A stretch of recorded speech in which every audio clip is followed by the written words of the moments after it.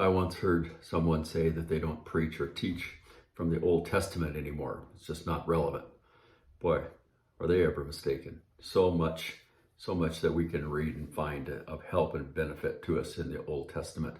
And our reading today, Micah 1 through 4 and Hebrews chapter 6 and Micah chapter 4, a couple of verses that really spoke to my heart. Pray that it will be a blessing to you.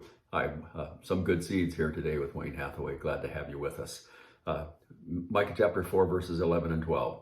Now also many nations have gathered against you who say, let her be defiled, and let our eye look upon Zion. But they do not know the thoughts of the Lord, nor do they understand his counsel.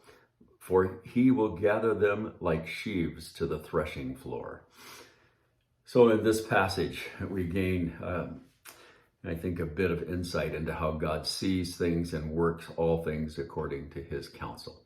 History, it's just interesting. History moves along, and it's really only in retrospect that we begin to see the patterns, the ebbings, and the flowings of individuals and of nations, and how things moves along.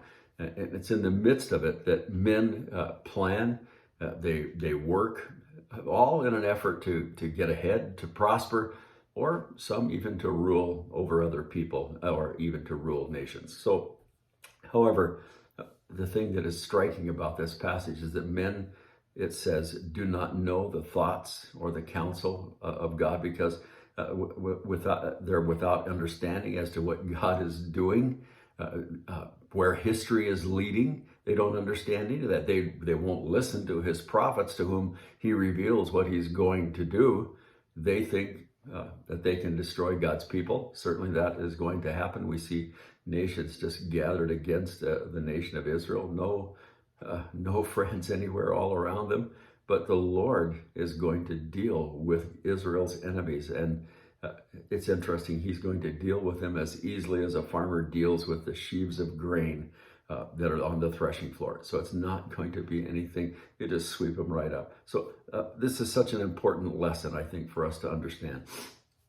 By faith, we have to hold on to the reality of eternity. We must understand that God, wow, this is just so important. God is working even when we don't perceive it, when it doesn't seem like he is.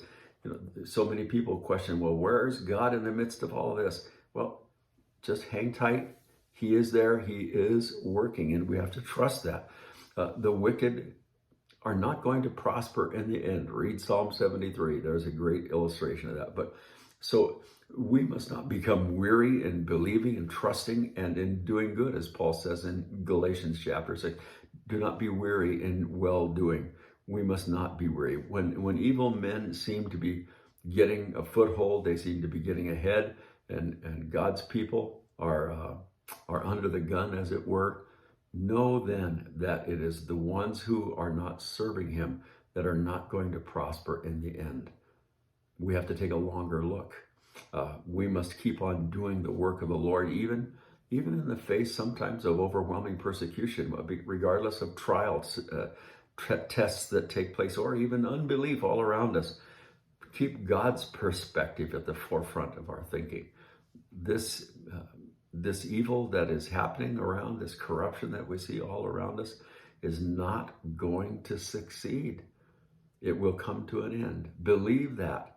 Trust in the word of the Lord that God is going to do what he said he will do. And we can trust and believe that. So let us rejoice and be glad, trusting him and believing him and proclaiming his great name. Amen. Well, I pray the Lord will bless this to your heart today. And if it's a blessing, you know what to do. Like us, share it on your Facebook page, sign up for the YouTube channel. Drop a note once in a while. Once again, appreciate that so much. Thanks again for your prayers.